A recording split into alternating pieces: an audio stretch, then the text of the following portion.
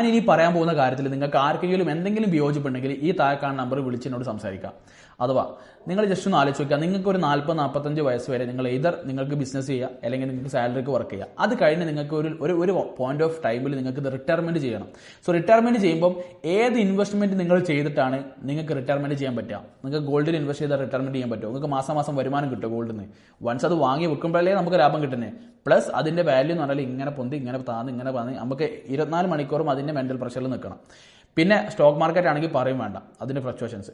So നമുക്ക് retirement enjoy ചെയ്യണം, life enjoy ചെയ്യണം. നമ്മൾ ഒരുപാട് പൈസ ഉണ്ടാക്കി, പക്ഷെ ആ പൈസ വെച്ചിട്ട് നമുക്ക് എങ്ങനെ അതിൽ നിന്ന് നമുക്കൊരു ഇൻകം ഉണ്ടാക്കാന്നുള്ളത് പലർക്കും അറിയില്ല. സോ നമ്മൾ ലോകത്ത് ഏത് പൈസക്കാരും എടുത്ത് നോക്കിക്കോ, അവരുടെ ബിഗ് പോർട്ട്ഫോളിയോ അല്ലെങ്കിൽ ബിഗ് ഇൻവെസ്റ്റ്മെന്റ് ഉണ്ടാവുക റിയൽ എസ്റ്റേറ്റിലാണ്. അത് ഞാൻ ദുബായ് റിയൽ എസ്റ്റേറ്റിലെന്ന് പറയുന്നില്ല, എവിടെയെങ്കിലും.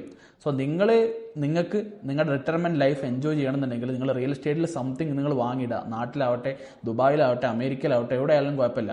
പക്ഷേ ഇനി നിങ്ങൾ ഈ റിയൽ എസ്റ്റേറ്റിൽ ഇൻവെസ്റ്റ് ചെയ്യുമ്പോൾ നിങ്ങൾ എപ്പോഴും ശ്രദ്ധിക്കണം ഏത് രാജ്യത്ത് ഇൻവെസ്റ്റ് ചെയ്യണം, എവിടെ ഇൻവെസ്റ്റ് ചെയ്താലാണ് എനിക്ക് കൂടുതൽ പ്രോഫിറ്റബിൾ ആയിട്ട് ചെയ്യാൻ പറ്റുക. അതേപോലെ ഇപ്പം റിയൽ എസ്റ്റേറ്റ് എന്ന് പറഞ്ഞാൽ ആരെങ്കിലും വന്ന് താമസിക്കണം. അപ്പോൾ താമസിക്കണമെങ്കിൽ താമസിക്കാൻ യോജ്യമായിട്ടുള്ള നാടാണോ? നമുക്ക് താമസിക്കാൻ ആളെ കിട്ടുമോ? ആളെ കിട്ടിയാൽ റെന്റൽസ് മര്യാദക്ക് കിട്ടുമോ? നമുക്കിത് വൺസ് ഇത് ഒരാൾക്ക് വിൽക്കുകയാണെങ്കിൽ മര്യാദക്ക് വിൽക്കാൻ പറ്റുമോ? ഈ കാര്യങ്ങളൊക്കെ എൻട്രി എക്സിറ്റും കാര്യങ്ങളൊക്കെ നോക്കിയിട്ട് വേണം നമ്മൾ റിയൽ എസ്റ്റേറ്റിൽ ഇൻവെസ്റ്റ് ചെയ്യാൻ. സോ ഞാൻ ഈ ഒരു പ്ലാറ്റ്ഫോമിൽ ഞാൻ 110% കോൺഫിഡൻസ് പറയാം. അതിൽ ആർക്കെങ്കിലും വിയോജിപ്പുണ്ടെങ്കിൽ എന്നെ വിളിച്ച് സംസാരിക്കാം. ഇന്ന് ലോകത്തുള്ളതിൽ ഏറ്റവും best market real estate market comparatively Dubai ആണ്. അത് ഇനി ദുബായിൽ ലോകത്ത് എന്തൊക്കെ നടന്നാലും ദുബായ് ആണെന്നത് എനിക്ക് 110% ആരോടെങ്കിലും സംസാരിച്ച് ചെയ്യാൻ പറ്റും. ഓക്കെ, അത് ഏത് രീതിയിലാണെങ്കിലും. അതിപ്പോൾ നമ്മളിപ്പോൾ മെയിനായിട്ട് റിയൽ എസ്റ്റേറ്റിൽ എന്താ return on investment, ROI, appreciation.